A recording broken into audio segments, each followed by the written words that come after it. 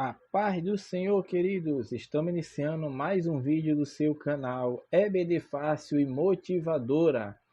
E nesse vídeo de hoje nós vamos trazer subsídio da lição 10. Lição 10, lição bíblica de adultos, que tem como título a intercessão pelos Efésios. Amém?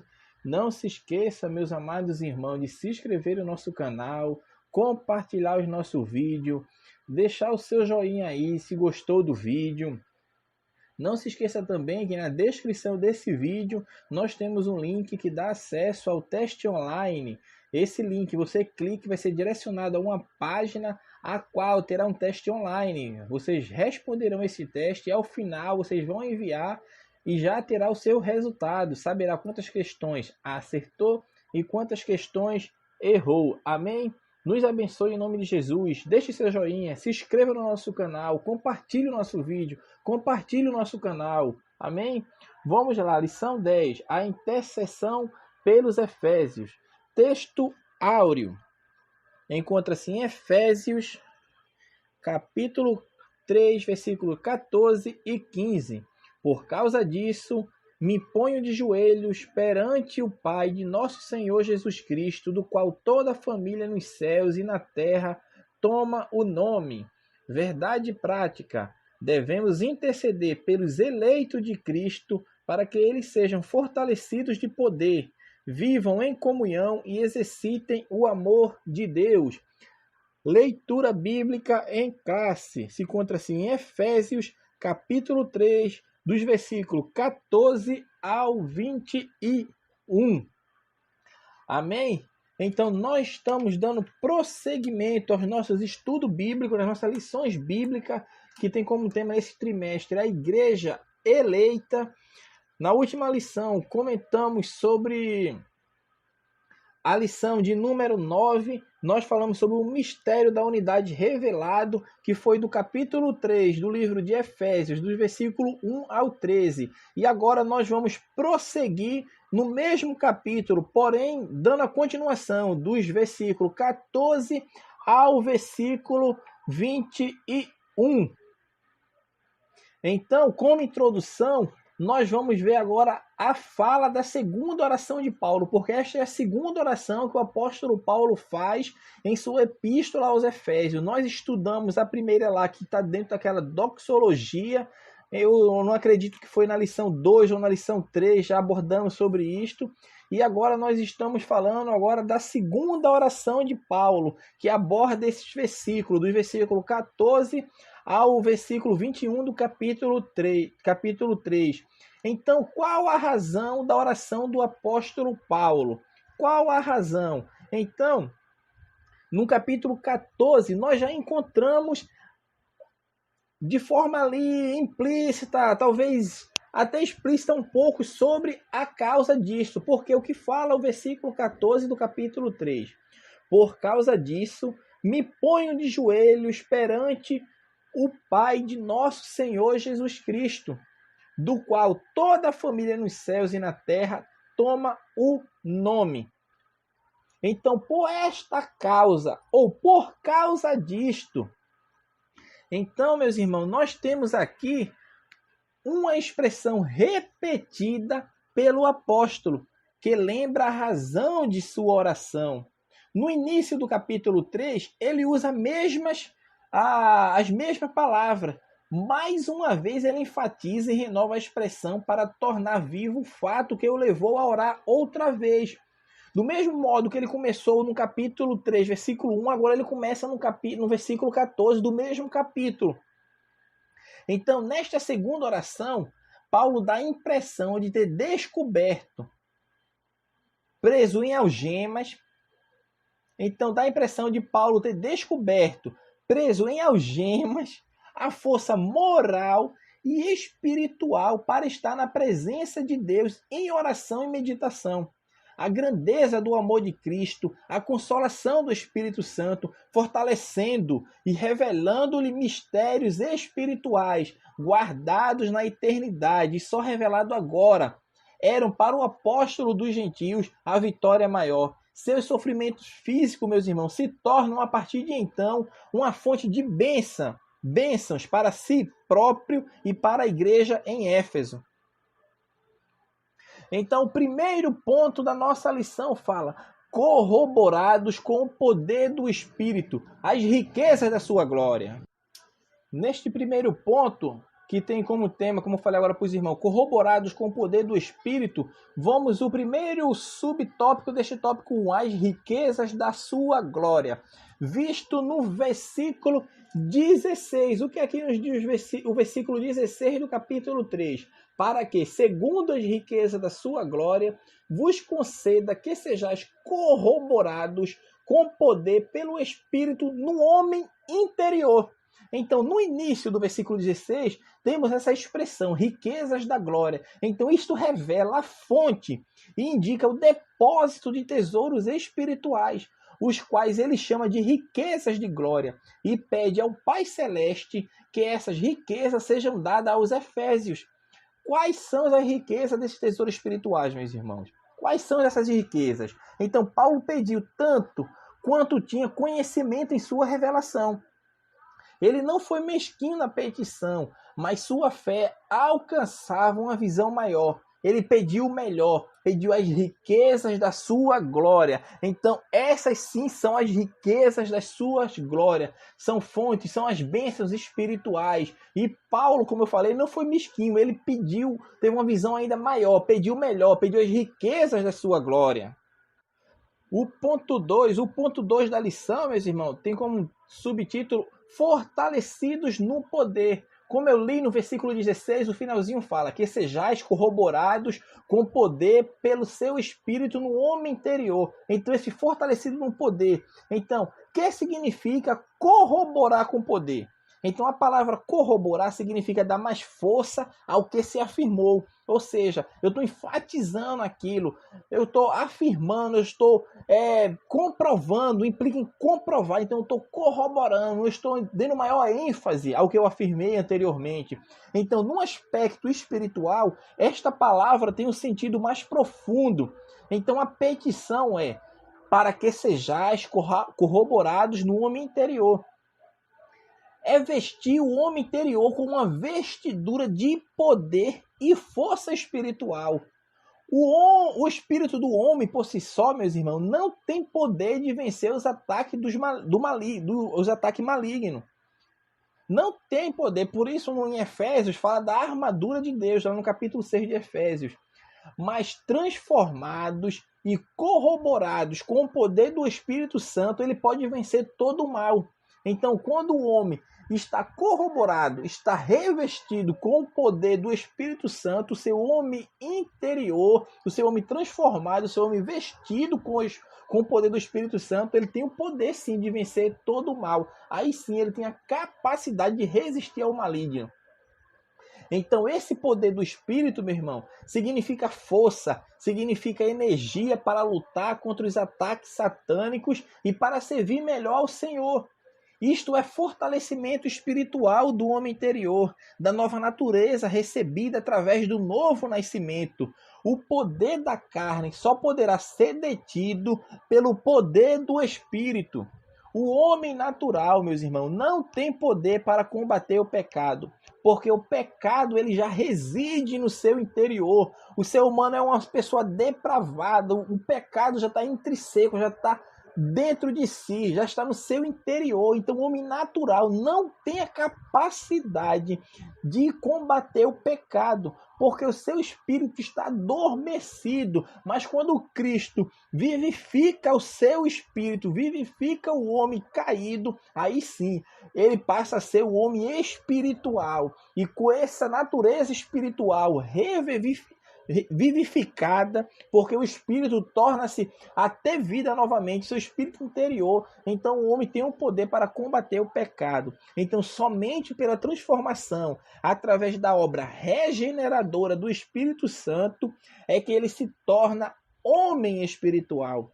O espírito interior do homem se torna acessível ao Espírito Santo e recebe dele o fortalecimento espiritual necessário porque agora sim o Espírito Santo está fazendo morada nele. O seu corpo é templo e morada do Espírito Santo. E como templo e morada do Espírito Santo, esse acesso está direto agora. Então, o ser humano que quando se converte a Cristo, recebe o Espírito Santo e seu homem espiritual, o seu espírito é vivificado, ele recebe o fortalecimento espiritual necessário para combater o pecado e resistir à astuta selada do inimigo. Terceiro subtópico. Terceiro, habitados por Cristo. É o que está no capítulo 3, versículo 17. Para que Cristo habite pela fé no vosso coração, a fim de, estando arraigados e fundados em amor. Então, habitados por Cristo é este terceiro subtópico. Então, a oração do apóstolo mostra a maneira como Deus pode operar no crente, isto é, no seu interior. Os discípulos viveram fisicamente com Jesus e aprenderam a amá-lo. Comiam, dormiam, bebiam e andavam com ele por todas as partes da Terra Santa, sentindo a sua presença física. Entretanto, meus irmãos, quando Jesus morreu e no espaço entre a sua morte e ressurreição, sentiram muito a ausência física dele. Então, depois de ressurreto, Jesus apareceu-lhe algumas vezes e confirmou a promessa de estar sempre com eles, mas não fisicamente, porque Jesus prometeu isso para ele. Prometeu: estarei convosco todos os dias até a consumação dos séculos. Ele confirmou a promessa de estar sempre com ele. Mas agora não era uma presença física, não era uma presença visível, era uma presença invisível. Aonde? No interior, dentro de cada um deles, porque o Consolador veio, porque Jesus estava também como Consolador na terra, porque ele falou: eu irei e virá outro Consolador, então ele também era Consolador. Então essa presença agora de Cristo não é mais fisicamente, mas sim invisível, ou seja, no nosso interior. Então os discípulos, meus irmãos, tiveram dificuldades em entender essa distinção. Nós estamos debatendo aqui, falando do texto do tema habitados por Cristo, então os discípulos tinham essa dificuldade em entender essa distinção. Jesus cumpriu essa promessa quando enviou o Espírito Santo, que passou a habitar em seus corações, tornando bem real a sua presença espiritual dentro deles. No original grego, a palavra habite dá a ideia de alguém que entra para tomar conta da casa. O nosso coração, no caso, a casa que agora aqui é o nosso coração. Ele deve ser o senhor da casa e ele arruma como quer, porque sabe o que é melhor para esta casa. Como Cristo poderá vir habitar em nossos corações, meus irmãos? Como é que ele pode vir habitar em nossos corações? O versículo 17 diz que é pela fé. É pela fé, para que Cristo habite pela fé. Não é pelos sentimentos, não é por admiração ou por qualquer outro meio. A fé é o caminho, a via de acesso, a porta para o Senhor entrar e fazer morada. O significado dessa morada de Cristo dentro do crente é a união mística entre Cristo e o crente em particular. Ele é convidado a habitar, no sentido de tomar posse, de dirigir nossas vidas. Não é estar perto ou ao lado, mas dentro de nós. É dentro de cada um de nós. Não é habitar temporariamente, meus irmãos, como alguém que aluga um quarto da casa e desconhece o restante. Mas é habitar no sentido pleno e tomar posse da casa e dirigi-la como bem lhe convier. Deixa como referência para os irmãos Romanos capítulo 8. Vamos ler esse versículo. Romanos capítulo 8, versículo 9 e 10. Romanos 8, 9 e 10. Assim nos diz: vós, porém, não estáis na carne, mas no Espírito. Se é que o Espírito de Deus habita em vós. Mas se alguém não tem o Espírito de Cristo, esse tal não é dele. E se Cristo está em vós, o corpo, na verdade, está morto por causa do pecado, mas o Espírito vive por causa da justiça. Então, meus irmãos, neste mesmo versículo, nós encontramos também outra palavra, que é no vosso coração, o versículo 17, prosseguindo, para que Cristo habite. Então, nós estamos falando aqui da habitação de Cristo em nós, habitados por Cristo. Porém, e como é que ocorre essa habitação? A gente respondeu que é pela fé. E aonde? Nos vosso coração, ou no vosso coração. Então, a palavra coração aparece com dois sentidos na Bíblia. Quando a gente ouve a palavra coração, se ficar algum barulho, irmão, de fundo aqui, é que agora aqui ligaram o raio aqui, o pessoal aqui da vizinhança, o pessoal nem é que mora aqui no bloco, mas que mora em outros, que fica aqui embaixo do condomínio e começa a escutar música, traz até aquela caixinha de som e fica aquele barulho. Eu espero que não fique com muito barulho de fundo, mas que dê para entender o nosso texto bíblico, amém? Perdi até um pouco o raciocínio aqui, então vamos lá, continuando. No vosso coração, que é o que fala lá. Então Cristo passou a habitar em nós. E como aconteceu essa habitação de Cristo em nós? Aconteceu pela fé. E aonde? No vosso coração. Então a palavra coração aparece com dois sentidos na Bíblia. Primeiro, como sentimento à parte do entendimento, ou seja, apenas sentimentos, sem levar em consideração o entendimento. E segundo, como toda a alma, incluindo o intelecto e os sentimentos. Então, neste último sentido, ou seja, como toda a alma, incluindo também o intelecto e os sentimentos, fala de coração entendido. E também como pensamentos, planos e conselhos do coração. A palavra coração tem significado figurativo na Bíblia e deve ser entendida assim. A palavra coração, entenda mesmo, a palavra coração tem significado figurativo na Bíblia e é assim que deve ser entendido. Na maioria dos casos da palavra coração, na palavra de Deus, na Bíblia Sagrada, ela está em sentido figurativo.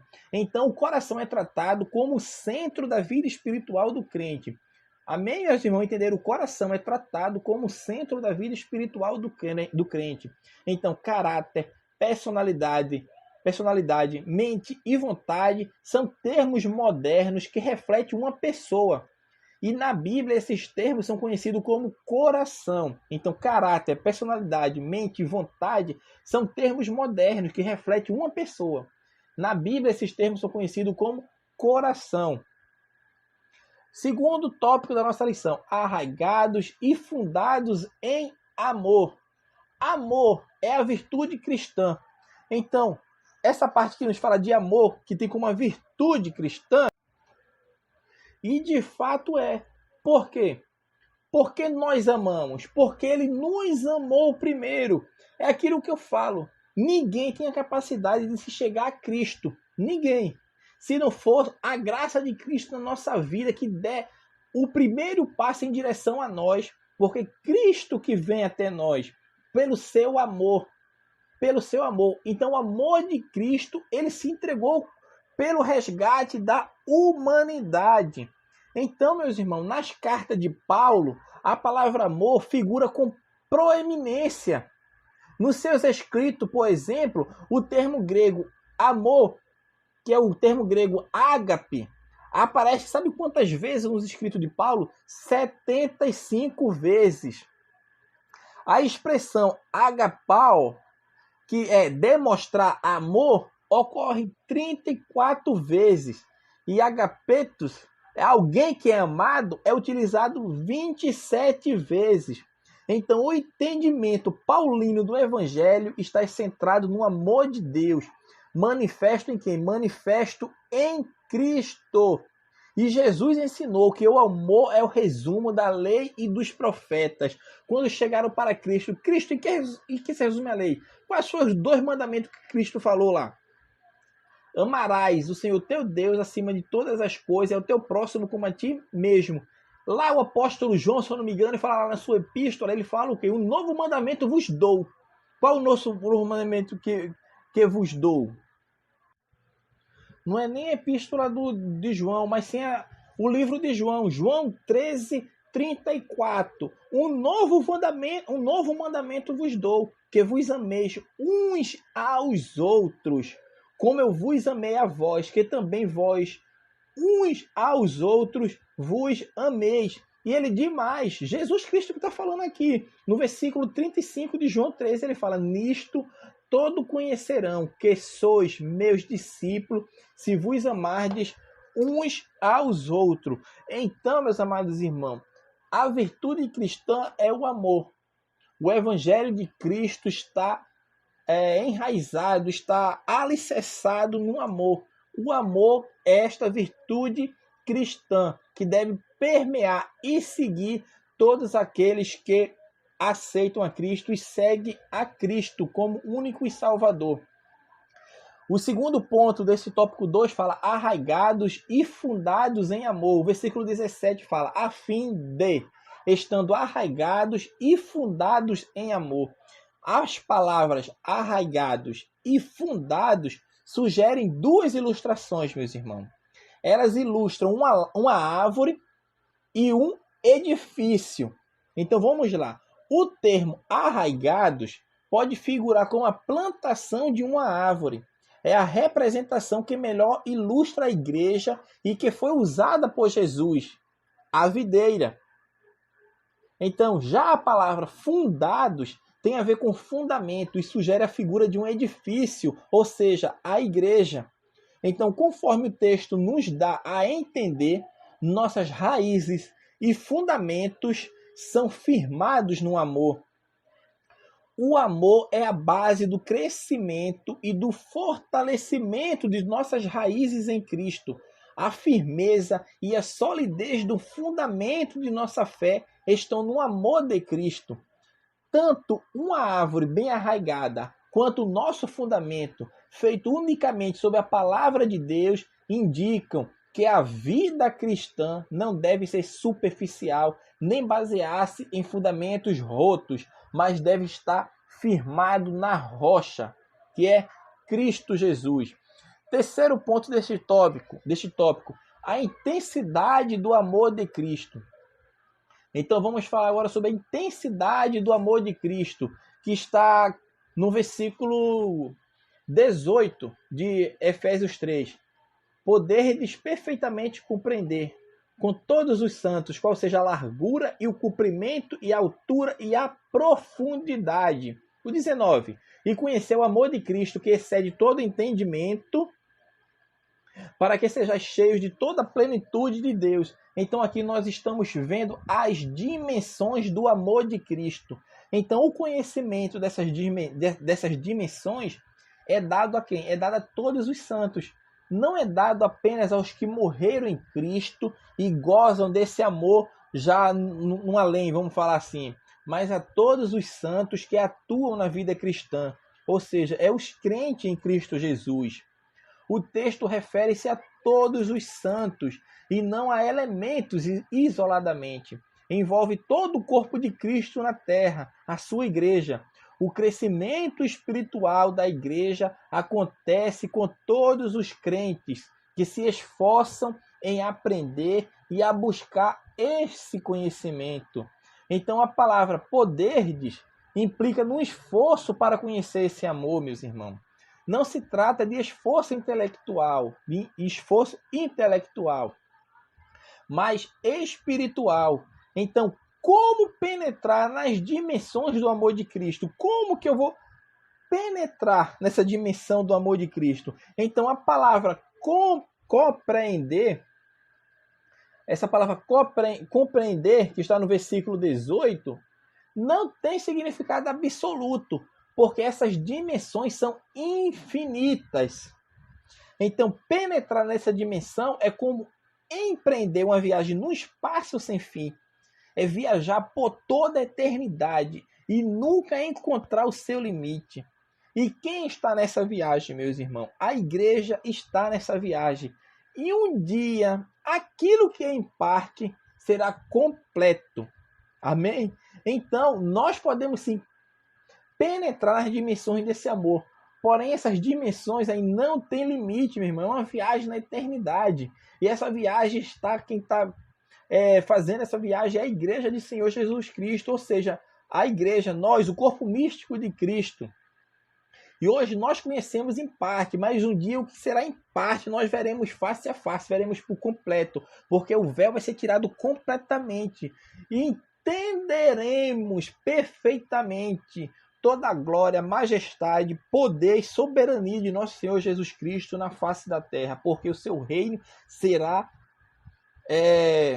implantado, será colocado nesta terra, porque ele vai vir e vai estabelecer o seu reino e vai dominar sobre toda a face da terra. E nós, assim, juntamente com eles, estaremos a reger este mundo vil, que não será mais vil, porque Cristo estará, porque a alma que pecar, essa alma perecerá. Vai ser um reino de paz, de gozo, de bênçãos, de vitórias e alegrias infinitas, insondáveis, maravilhosas. Amém? Vamos para o nosso último tópico da nossa lição, que tem como título: a bênção de Deus excede o pensamento humano. A bênção de Deus excede o pensamento humano. Vamos falar sobre a dimensão das bênçãos divinas.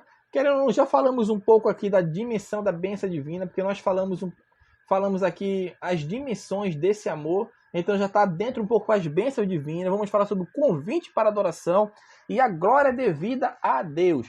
Então Paulo, ao final de sua segunda oração, porque nós estamos aqui falando da segunda oração de Paulo ao longo dessa sua carta aos Efésios. Essa segunda oração vai do versículo 14 ao 21 de Efésios 3. Então, ao final de sua segunda oração, Paulo faz uma doxologia ao Deus Todo-Poderoso. Nós aprendemos já o que é doxologia. É um ato de reverência, é um ato de louvor, é um ato de exaltação a Deus. Então, Paulo faz uma doxologia ao Deus Todo-Poderoso, que ouve e responde às orações.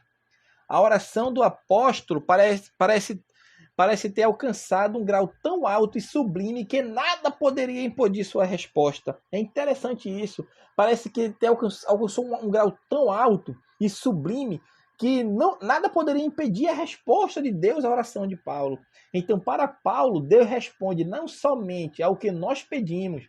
Deus não responde não somente aquilo que nós pedimos para Paulo, e Paulo estava pensando, mas ele pode fazer muito mais do que pensamos. Isso está no versículo 20, que diz: ora, aquele que é poderoso para fazer tudo muito mais abundantemente, além daquilo que pedimos ou pensamos, segundo o poder que em nós opera. Então, nós percebemos aqui que a total confiança no ilimitável amor divino move o coração de Deus, e a resposta divina chega com bênçãos excedentes. Isto é, sempre acima do que pedimos ou pensamos.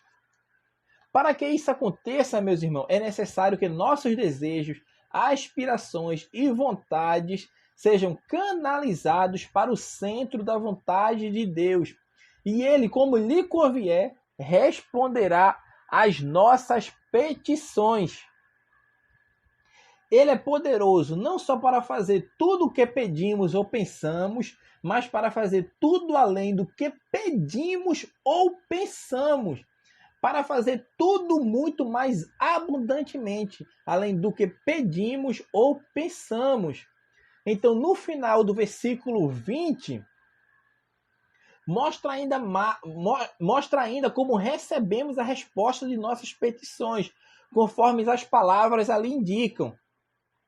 Segundo o poder que em nós opera. Então, que poder é esse? Não é, meus irmãos, novamente, eu estou frisando isso bastante para os irmãos compreender. Porque é segundo o poder que em nós opera. Eu pergunto, que poder é esse? Não é poder intelectual ou físico, nem muito menos poder moral. É o poder do Espírito Santo que opera a partir da obra da regeneração, a partir da obra de regeneração. É o poder que nos coloca acima dos poderes de Satanás, do mundo e do pecado. É o poder para testemunhar de Cristo. É o poder que nos torna capazes de alcançar a plenitude de Deus. Tudo isso é o quê? É a dimensão das bênçãos divinas. Tudo isso é a dimensão das bênçãos divinas.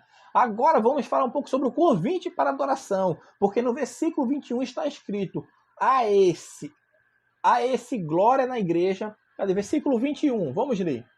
A esse glória na igreja por Jesus Cristo em todas as gerações, para todos sempre. Amém. Numa outra versão do original, o texto fica assim: a ele seja glória na igreja. Então, que glória? Que glória é essa, meu irmão? A glória de Cristo refletida na igreja. A glória de Cristo refletida na sua igreja, porque a igreja é de Cristo. Então, em todas as gerações, essa glória sempre lhe pertencerá. E na atual dispensação, ele é o motivo da manifestação da graça de Deus. Então, Paulo está convidando os crentes em todas as gerações para uma adoração a Cristo. E a expressão que ele usa também no versículo 21, para todos sempre, em outra versão fala, por todos os séculos, equivalem a dizer que todos os séculos formam a eternidade. A glória de Cristo na igreja brilhará por toda a eternidade. E a glória devida a Deus, que é o terceiro ponto, eu não dividi esse tópico 3, mas eu falei de uma maneira já geral, porque a glória de Cristo na igreja, refere-se também ao testemunho da igreja a respeito de Cristo, bem como o caráter genuíno do cristianismo mantido contra todas as intempéries dos séculos. A igreja é sempre uma instituição divina, meus irmãos, e nunca uma instituição meramente humana. A glória de Cristo reflete-se na igreja, isto é, nos crentes que vivem com inteireza os seus ensinamentos. Nada deve empanar essa glória, nada deve encobrir essa glória, nada deve suplantar essa glória, porque a glória é a Deus. A glória de Cristo, a glória de Deus é devida unicamente a Cristo. E a igreja tem que refletir Cristo. Porque quando a igreja reflete Cristo, isso honra Cristo e glorifica Cristo, glorifica a Deus.